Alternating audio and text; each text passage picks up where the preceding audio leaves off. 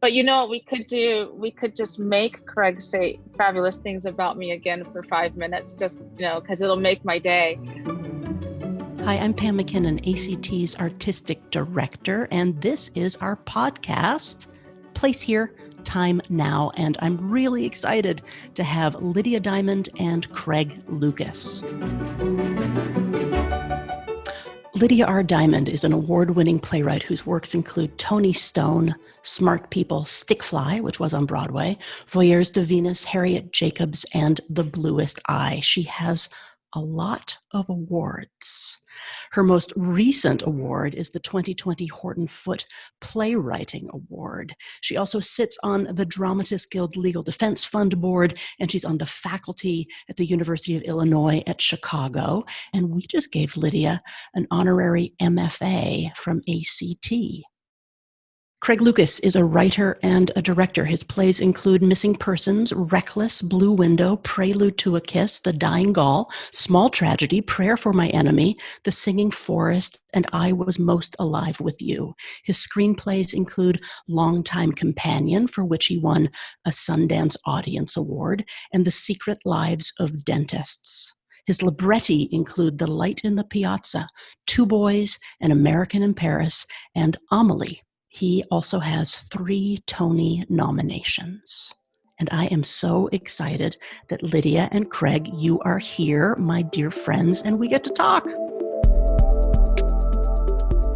And actually, it came from a conversation that you and I had, Lydia, about instead of a one-on-one conversation with a theater artist that I adore, to do a one-on-two conversation. And you suggested that, and when we were talking, you said, and I'd love to be in conversation with Craig Lucas. I did, because he's one of my favorite people. And actually, I'd love to actually know a little more, like why Craig Lucas? Oh, we've started, have we? This is it. Yes, please. Here's the way I met Craig Lucas.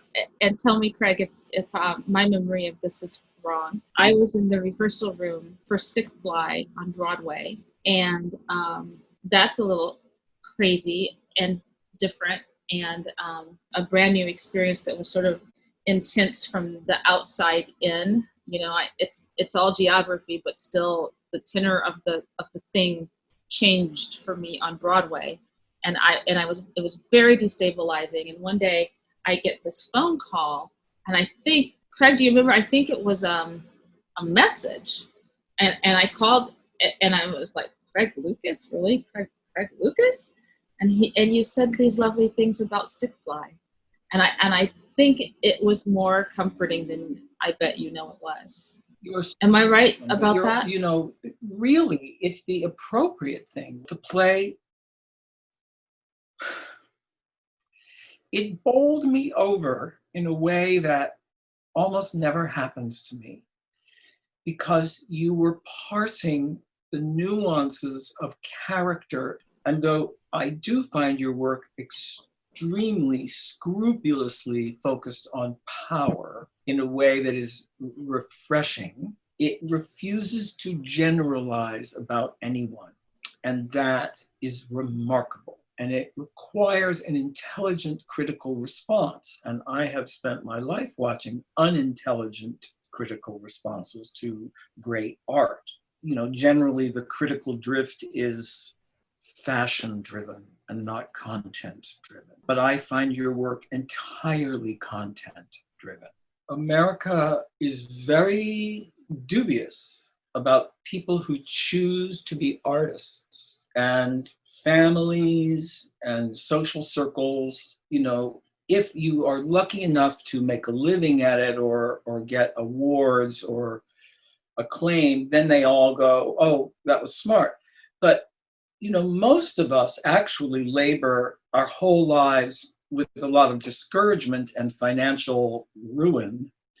And it's very, very hard to make enough money as a playwright in America. So if we're not sort of cheering each other on, I don't know who's going to do it. Absolutely. And can I ask you about that, Craig? So this thing about external affirmation and the power of the review, I didn't, the play Tony Stone that Pam directed most recently at A.C.T. and prior at Roundabout, is the first time I haven't gotten a mean New York Times review. And it's so funny, Pam, I was like, I got a good New York Times review. And my boss asked me to pull a pull quote, and I started reading it. And actually there wasn't actually anything nice that was said about my writing. It was actually about April's acting.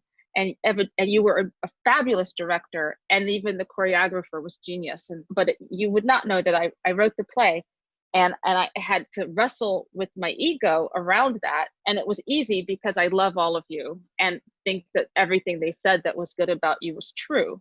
Oh, I don't think I got an adjective. I think I got a did you not directed get by. I think it was a directed by. Oh, okay. So it really was April's review, which she deserved. But what I was going to say to that was the financial and career ramifications of having just had a serviceable review in the New York Times was so hugely, it was so disproportional to what happened in my career when the nasty New York Times review about Stick Fly came out. Like, just from a serviceable review, the deal with the licensing company was better. The finances were better. People wanted me to speak about things, and people wanted to listen in a different way.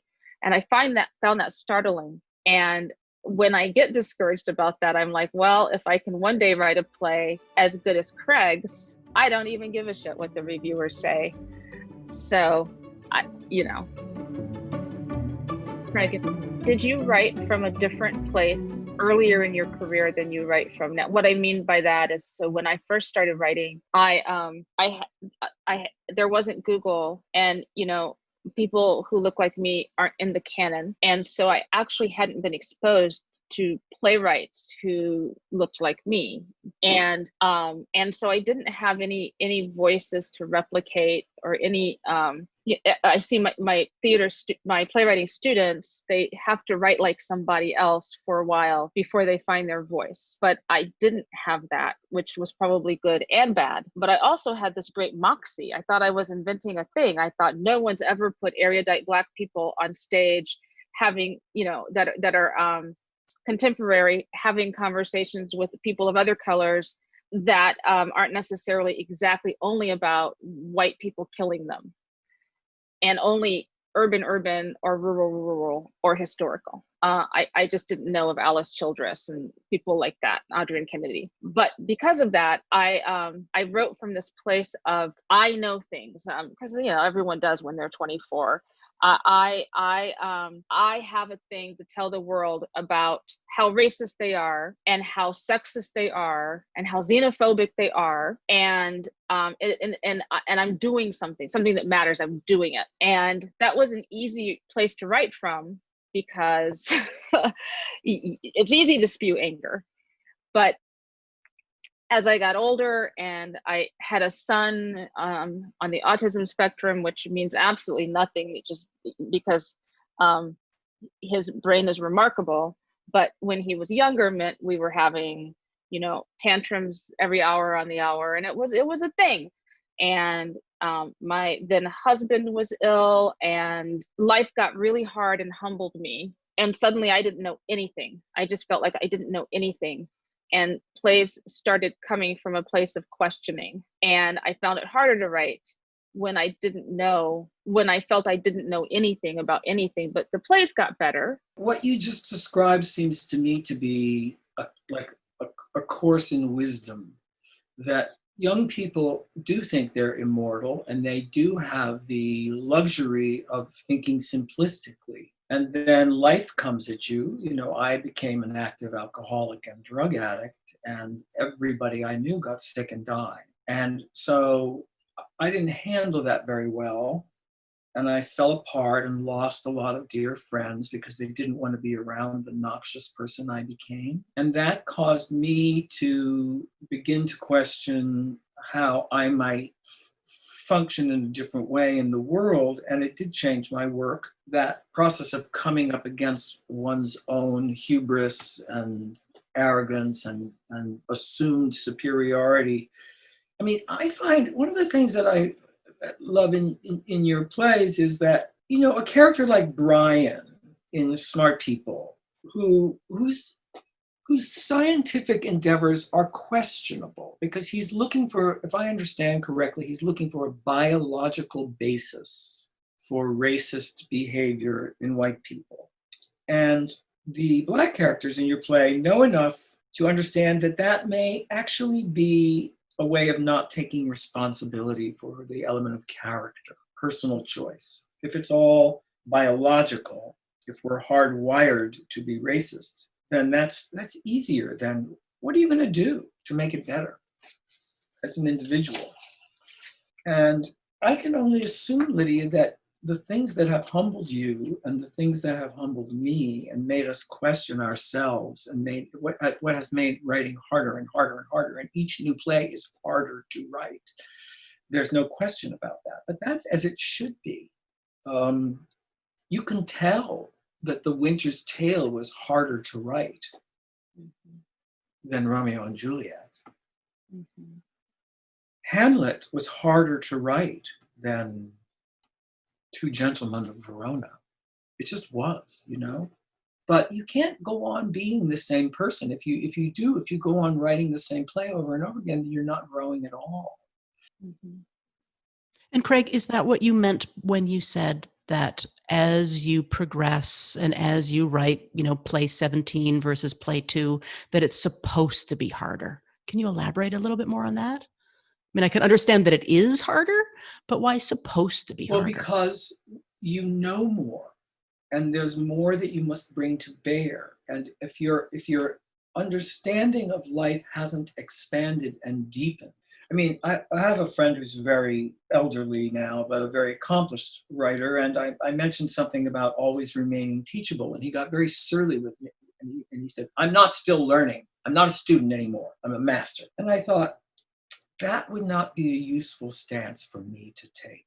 I would get in trouble with that. I do need to remain teachable. I do need to have people in my life like you, Pam, and like you, Lydia, who would say to me, okay, so I read your new play, and I think there are some problematic things in it about women, Craig. Would you look at this? I need that. I rely on it. I was teaching last week or the week before through Arena, and I referred several times to some plays and some characters as slaves. And yeah. And then a very smart and much younger person drew me aside and said, you know, when you say slave, you're saying that's the person's identity. Whereas if you say enslaved person, then something has been done to them, but that is not their identity. And because I live alone in the suburbs, you know, I don't live with a lot of intellectuals around me or even theater people around me. I never know what's happening. I always find things out weeks, if not months later. That was new information to me, even though I read a great deal of criticism and political texts. And I was enormously grateful for it. And I have since noticed, you know, Isabel Wilkerson had that amazing piece in the Sunday Times last Sunday, and she spoke a great deal about enslavement and enslaved people. And I thought, oh, well, that's why. Yeah. But I had to have it explained to me. But it is interesting because I was recently in a meeting, and there was and it was about race. I'm on lots of committees, and you know, to eradicate racism from the American theater, and it's not going so well. By the way, but I've been on a lot of committees lately where I'm asked to talk about what we can do to help the American theater not be racist. And I've been in these committees, and I've been on these panels, and I've been at these roundtables for decades.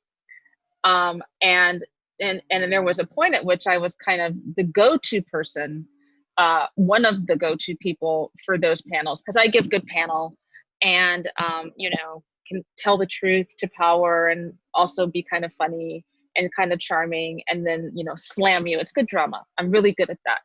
But I had said to a couple of people who were leaders in the community about 5 years ago, I think I'm going to absent myself from this conversation, because I feel as though I'm saying it very clearly, and nothing's changing so much, and I'm just finding myself becoming really, really bitter.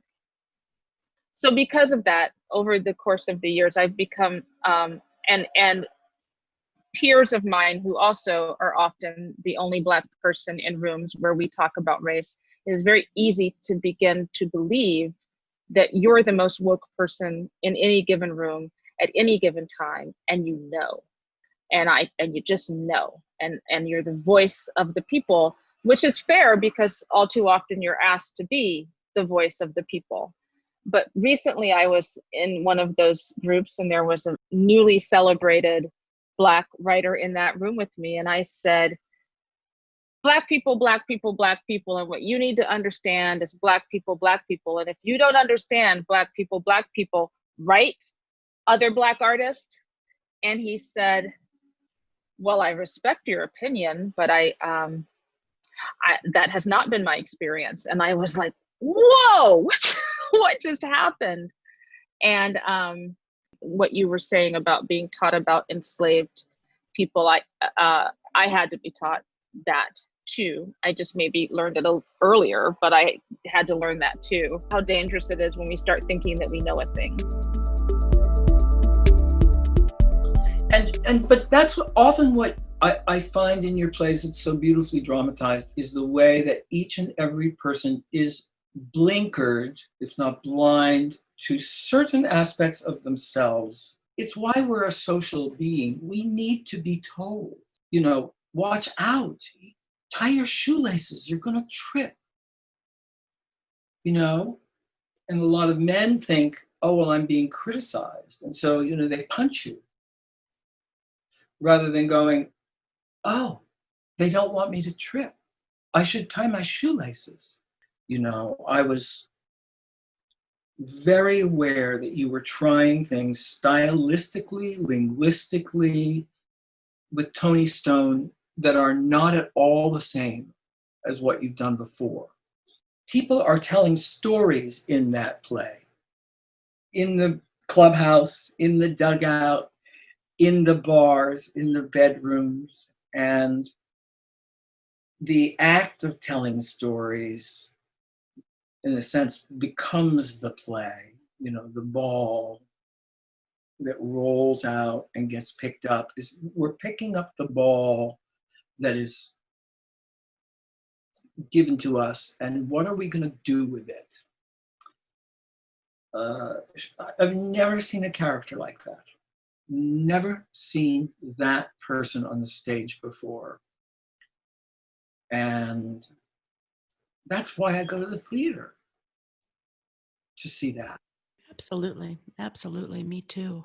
Can I ask a selfish question? We're talking about, trying to remain teachable and open. I still feel that I'm a very new artistic director. I know the two of you mainly as a director in the rehearsal hall. So we have, a friendship that stems from that. Do either of you have advice for me as an artistic director in this moment? And I'm asking not to ask you to solve anything, but because I now sit in a different chair, what are my opportunities? I want Craig to go first. I have to think about that. I would love to see, Pam, all of the not-for-profit theaters, and of course the commercial producers too, producing more plays by non-white writers. I've been somewhat associated, with a musical theater writer who it's taken 20 years for anyone to do his work. And I've watched it happen and wondered, what is going on here? This is a brilliant person. And he just won the Pulitzer Prize. But what That's who I was in the room with. That's who was like, no, that's not my experience, Lydia. He's wonderful. But, I've watched and wondered, why is no one doing the work? So primarily, I think the more stories that are getting told, the better. And I'm also noticing that an awful lot of teams get put together where even if the cast has a lot of non-white people in it, the table where the creatives are sitting is still predominantly, if not entirely, white. And I think that's very discouraging to everybody.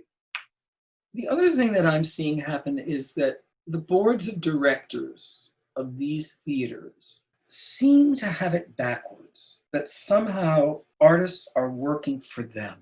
That has to change. Being on the board of directors of a theater is not about the perks you get or the power you have. It is only about enabling the art form to go forward. And if you're asking artists of color to come and appear and speak and do their work, and everyone on the board is white, something is really wrong. But this to me is like the big battle in America now, which is we have somehow conflated democracy, which is in the Constitution, with capitalism, which is not in the Constitution. And I don't know where those two things got merged as a single idea. But whenever anyone publicly, like Arthur Miller, says, maybe capitalism is not the best thing for human beings, they are systematically destroyed. And until we can tell the boards of directors, capitalism is not the reason we're here. We're not making work so we can make a lot of money. Then I think if we don't have that conversation and we're not willing to be told to go away, which many of us have been, then we're just going to get more productions of My Fair Lady. And maybe stick fly, because stick fly goes down with a spoonful of sugar. No, really though. And the thing about it is, I feel that all of this, the questions of parity in the American theater, and oh, what should we do? And oh, what should we do? And do tell us what to do. It's simple. There just have to always be diverse people in the rooms that make decisions. And then it all plays out naturally, because you need somebody in the room who can say what Craig just said. And I think that what's the problem with the American theater is the same problem with the country. It's racism. And I like about you, Pam, that your politic is very sophisticated and evolved, and you're very good at hearing people. Just like you asked this question, I've never had an artistic director.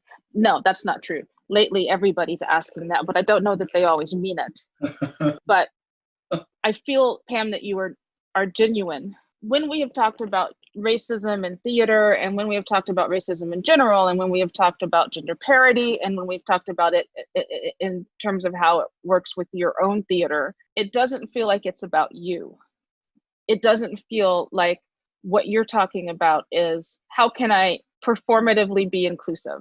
Or how can I make the institution not look like it's racist? And there aren't very many people like that who have leadership of anything. It's not just about theater. But I really think that thing that Craig was talking about is why I often find myself in rehearsal rooms of plays that I've written that have long been done, that I wouldn't need to be around, because I know if I'm not there, the actors wouldn't have a person who looks like them on the other side of the table. And it means something, and it means something for how the art gets created. It's important artistically. And I think too often theaters, artistic directors say that it's important politically. If somebody should, we can't have the white person direct this play because then it will appear that we are racist.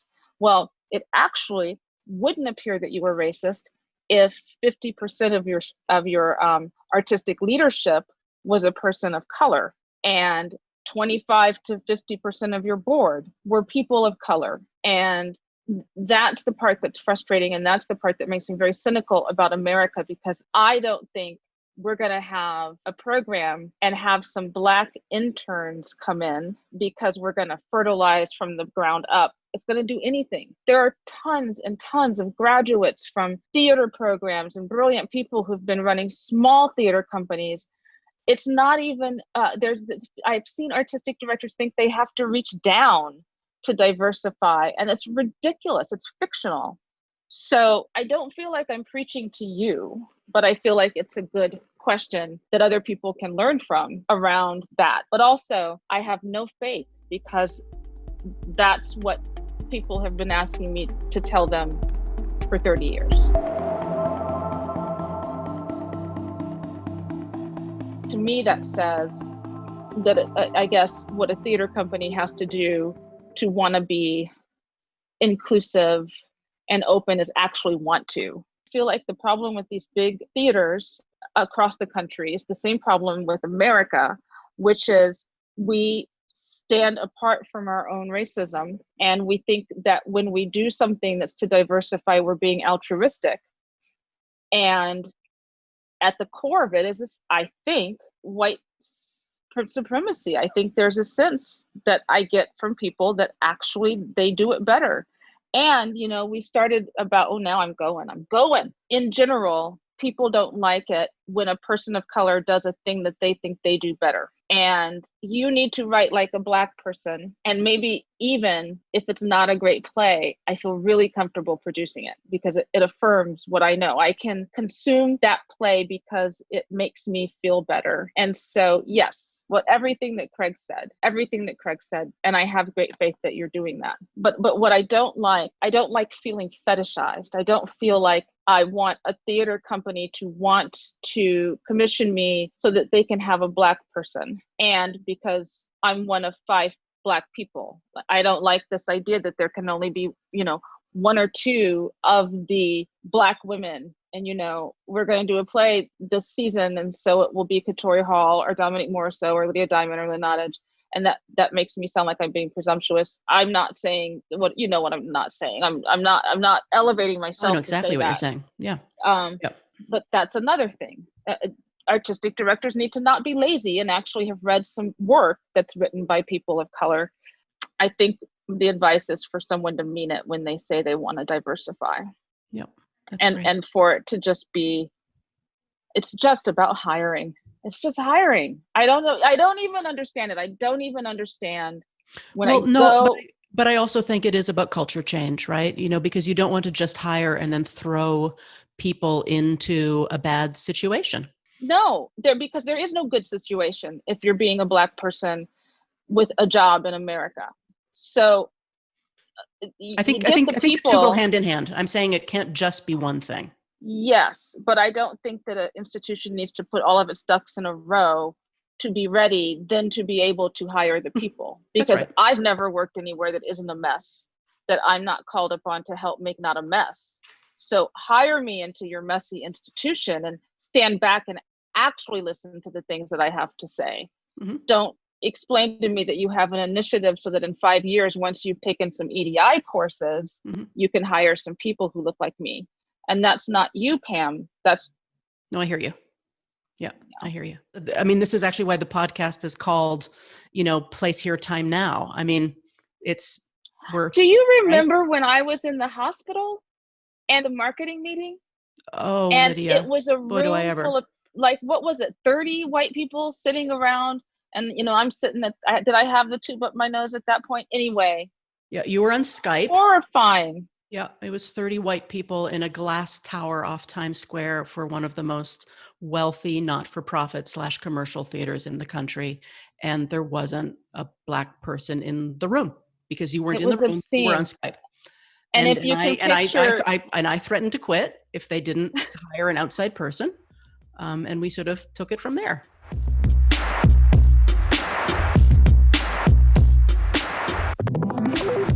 So this is a podcast called Place Here, Time Now.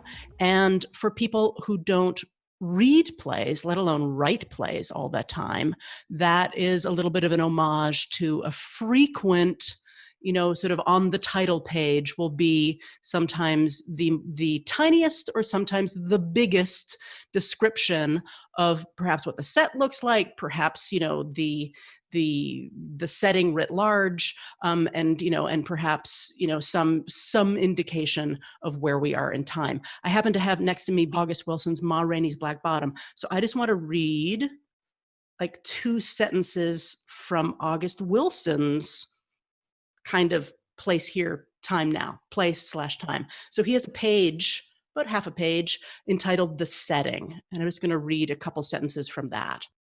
There are two playing areas, what is called the band room and the recording studio.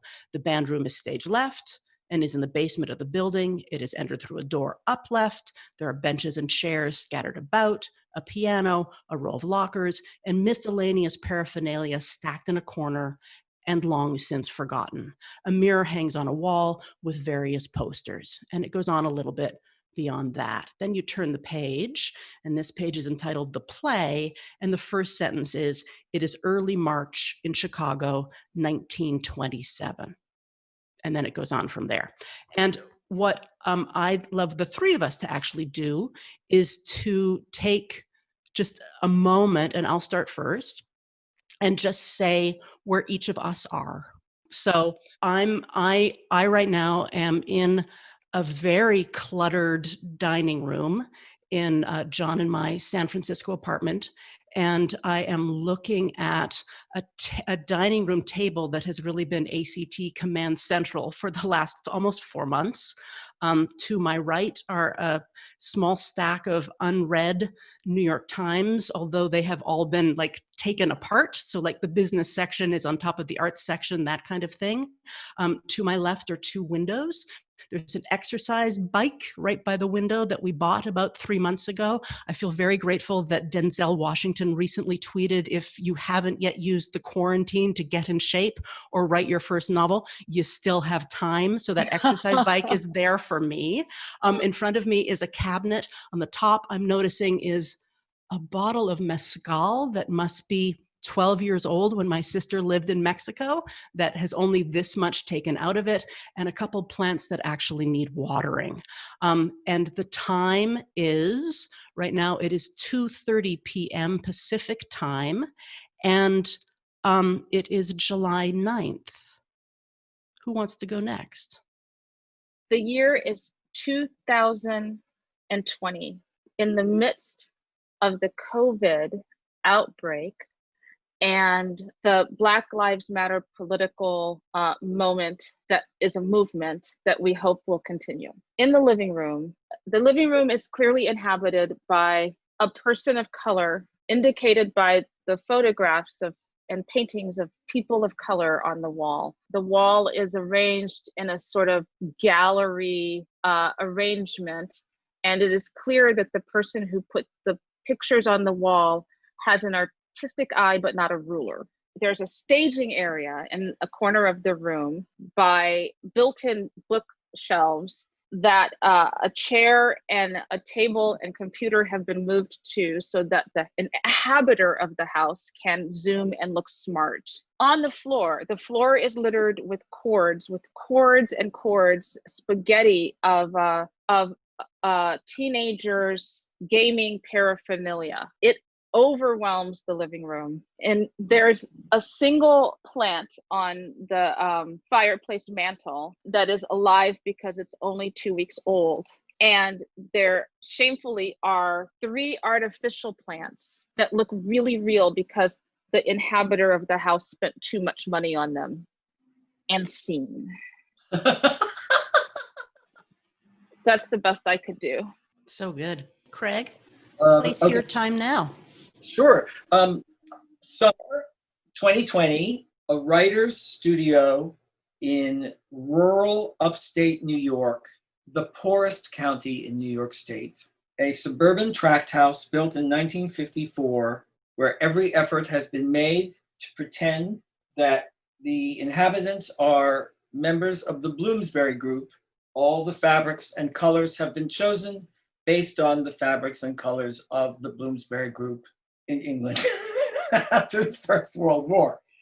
Every surface is covered with pieces of paper reflecting work that is incomplete. The bookshelves are stuffed with current novels, plays, and texts with a focus on race in America, which has come to the fore once again. And the old man who works in this room is very grateful to have a roof over his head and a door to close and food in the pantry and intelligent friends to talk to across the country And he's looking forward to seeing them in person so that he can hug them. Lights up. Oh, lights up. Of course. I could have said that, or slow fade up. I could have done lighting. That was Could have brilliant. done lighting. I love the two of you so much. Thank you for spending time. Aw, We love thank you, you, Pam. Pam. Thank you so much. Hey, Lydia, if you have notes for me on that play, it would be very... Yes, I'm going to, but I'm a sycophant and will only think that it's brilliant. And so I'll have to work really hard. I'll just tell you how it's brilliant. Okay. So that was my conversation with Lydia Diamond and Craig Lucas. Thanks so much for listening to Place Here, Time Now. Be sure to check us out on iTunes, Google Play, Stitcher, Spotify, or wherever you get your podcasts. Bye for now.